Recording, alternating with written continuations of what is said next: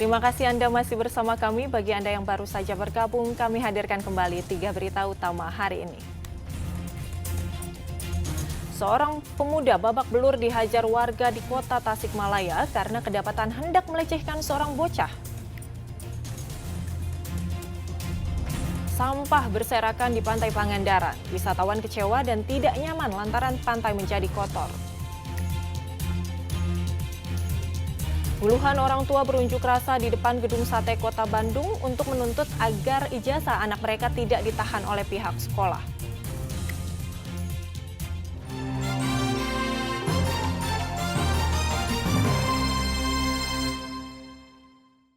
Puluhan orang tua siswa berunjuk rasa di depan Gedung Sate Kota Bandung. Pengunjuk rasa meminta PJ Gubernur Jawa Barat menindak pihak sekolah yang menahan ijazah anak mereka karena belum membayar tunggakan.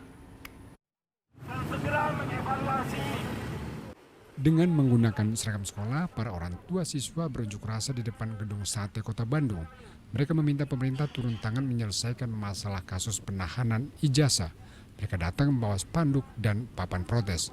Menurut orang tua siswa, sebanyak 41 sekolah negeri dan 373 sekolah swasta yang melakukan penahanan ijazah siswanya. Setidaknya ada 414 ijazah siswa di Jawa Barat yang masih ditahan oleh pihak sekolah karena alasan administrasi dan lain sebagainya. Demonstrasi meminta penjabat gubernur dan Dinas Pendidikan Provinsi Jawa Barat menindak tegas sekolah-sekolah tersebut. Kami meminta dengan hormat kepada Gubernur Jawa Barat, begitu juga Wali Kota Bandung, Wali Kota Cimahi, dan para bupati kabupaten kota yang lainnya agar segera memproses kasus ijazah yang ditahan ini. Agar segera memastikan semua ijazah-ijazah anak-anak yang ditahan dibebaskan, segera diberikan karena anak-anak butuh kepastian untuk masa depannya. Mereka ingin melanjutkan sekolah, tertahan gara-gara ijazahnya disandra oleh sekolah. Salah satu orang tua siswa menangis karena ijazah yang tertahan oleh pihak sekolah. Anaknya kesulitan mencari pekerjaan. Nggak bisa sesuai dengan harapan kami sebagai orang tua dan anak kami karena ijazahnya tertunda. Mau kerja kemana-mana tetap ijazah harus dicari. Mau kuliah kemana-mana tetap ijazah harus dicari. Jadi saya mohon kepada Bapak Presiden, Gubernur, siapapun itu yang terkait dengan masalah ini, saya mohon. Kebetulan saya menghadapi SMA yang susah banget untuk cari solusinya. Saya ketemu sama Bapak Purkon, alhamdulillah saya jadi ada akses, jadi lebih berani untuk melakukan semua ini karena demi anak saya yang nggak bisa meneruskan kuliah dan nggak bisa langkahnya lebih panjang sesuai dengan harapan kami dan anak saya. Penahanan ijazah dinilai telah melanggar konstitusi dan peraturan Undang-Undang RI pasal 31 ayat 1, 2, dan 3. Kemudian peraturan pemerintah nomor 48 tahun 2008 pasal 49 ayat 1. Hal itulah yang mendasari orang tua siswa berunjuk rasa di depan Gedung Sate. Muhammad Rizal melaporkan dari Kota Bandung. Harga beras di Pasar Induk Guntur Kabupaten Garut naik 10%. Penyebabnya stok gabah dan beras di tingkat petani berkurang. Sejak sebulan terakhir, harga beras di Pasar Guntur Kabupaten Garut naik secara bertahap. Namun naiknya harga beras begitu terasa dalam sepekan terakhir. Untuk beras jenis medium kini harganya Rp14.000 per kilogram hingga Rp14.500 per kilogram. Padahal sebelumnya beras kualitas medium dijual dengan harga Rp13.000 per kilogram. Untuk beras pandan wangi harganya naik cukup tinggi. Beras pandan wangi yang semula dijual dengan harga Rp14.000 per kilogram kini dibanderol Rp16.000 per kilogram.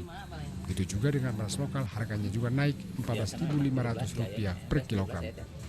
Sekarang harga beras ini yang naik ya? Iya, yang Garut. Yang Garutan 15.000 ya? 14.500. 14.500 sampai 15.000. Faktornya karena kekurangan stok itu ya? Iya, gabah ya. Susah gabah. Kurang banget kan emang? Kurang banget emang? Iya, yang nggak ada. Selerannya juga karoso. Biasanya tadi 20 ton. 20 ton, 30 ton biasa. Ada Kalau 10 ton paling. 10 ton? Jadi harganya jadi naik itu Naik. karena itu ya? Belum lama tapi ya naiknya kan? Belum lama. Baru 1 bulanan. Oh baru 1 bulan kemarin. Di Pasar Induk Guntur terdapat 15 agen beras yang biasanya menyetok beras dari wilayah Priangan Timur seperti Kota Banjar, Tasik, serta Sumedang. Namun belakangan pasokan beras di tingkat petani turun. Jika biasanya pedagang bisa menyimpan beras hingga 30 ton, namun saat ini mereka hanya menyetok beras seberat 10 ton. Hal itulah yang diduga memicu kenaikan harga beras. Kebetulan saya bertanya ke pedagang-pedagang beras dengan ketersediaan stoknya yang kurang. Jadi harga di lapangan naik. Ya, akibat stoknya kurang. Ini belum lama ya terjadinya Pak? Baru kemarin katanya Pak? Ada sebulan ke belakang ada sedikit-sedikit kenaikan. Sampai sekarang itu ya? Yang kepantau sama UPT itu ya bisa lagi seminggu ke sini memang ada kenaikan 10% lah kira-kira. Untuk saat ini pedagang hanya menyetok beras lokal atau garutan, sementara beras jenis lain belum ada yang masuk. Eko Setiabudi melaporkan dari Garut. Mayat pria tanpa identitas ditemukan mengambang di objek wisata Situ Gede, Kota Tasikmalaya, Kamis siang. Sebelum meninggal, korban sempat mondar-mandir di kawasan situ beberapa hari sebelumnya.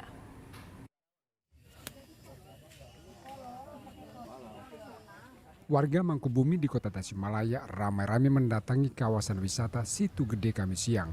Warga penasaran ingin melihat dari dekat kondisi jenazah yang ditemukan mengambang di kawasan situ. Polisi langsung turun tangan dan mengevakuasi jasad dari dalam situ. Awas kait. Menurut warga, korban sempat terlihat mondar-mandir di kawasan situ pada hari Selasa atau 2 hari sebelumnya. Sebelumnya saya belum pernah, pokoknya udah pulang balik hari Selasa terakhir. Oh, Selasa terakhir. Dia sendirian? Sendiri. Dia biasa kesini nggak, Bu? Saya lihat dia sudah 2 kali kesini. Kesini ya? Iya. Dia kesini biasanya terakhir hari Selasa. Mancing atau? Enggak bawa apa-apa. Enggak bawa apa-apa ya? Pakai baju apa? Hitam, kaos hitam. Jasad pria tanpa identitas ditemukan warga mengambang dalam kondisi sudah membengkak. Tim Inafis tidak menemukan identitas pada tubuh korban. Namun korban memiliki ciri bertato pada lengan kiri dan berusia sekitar 40 tahun. Lakukan evakuasi. Jenis kelamin, Pak?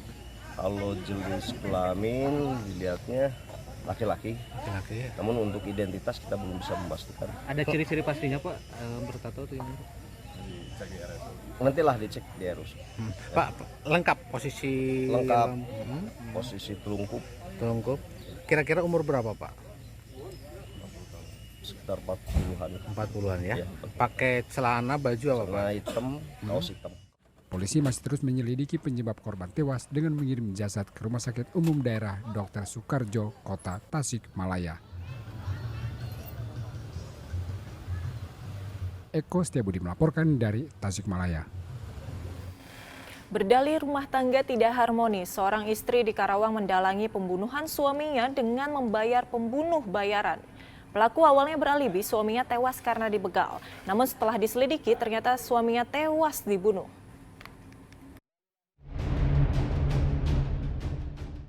Kepolisian Resor Karawang akhirnya mengungkap pelaku dan motif utama pembunuhan terhadap korban bernama Arif Sriono. Pelaku utama yang merupakan dalang ternyata istri korban sendiri bernama Osi Laranita. Osi ternyata telah merencanakan secara matang untuk menghabisi suaminya. Ia bekerjasama dengan adiknya berinisial PD, menyewa pembunuh bayaran dengan bayaran sebesar 1,5 juta rupiah. Korban akhirnya dieksekusi di Jembatan Misra di Kecamatan Kelari pada 9 Januari lalu. Kasus ini sempat menyulitkan polisi karena sang istri melaporkan bila suaminya tewas karena dibegal. Namun polisi menemukan sejumlah kejanggalan dalam keterangan sang istri sehingga motif dan pelaku sebenarnya akhirnya bisa terungkap. Tersangka akhirnya mengaku telah membunuh suaminya karena alasan sudah tidak harmonis lagi. Dan setelah dilakukan analisa CCTV bahwa betul yang menjadi pelaku utama yang melakukan eksekutor itu ada 2 orang, yang salah satunya adalah adik ipar korban untuk menutupi motif sesungguhnya. Kedua pelaku, istri dan adik ipar korban dijerat dengan pasal pembunuhan berencana sehingga terancam pidana penjara seumur hidup atau minimal selama 20 tahun. Samsun Nursa melaporkan dari Karawang.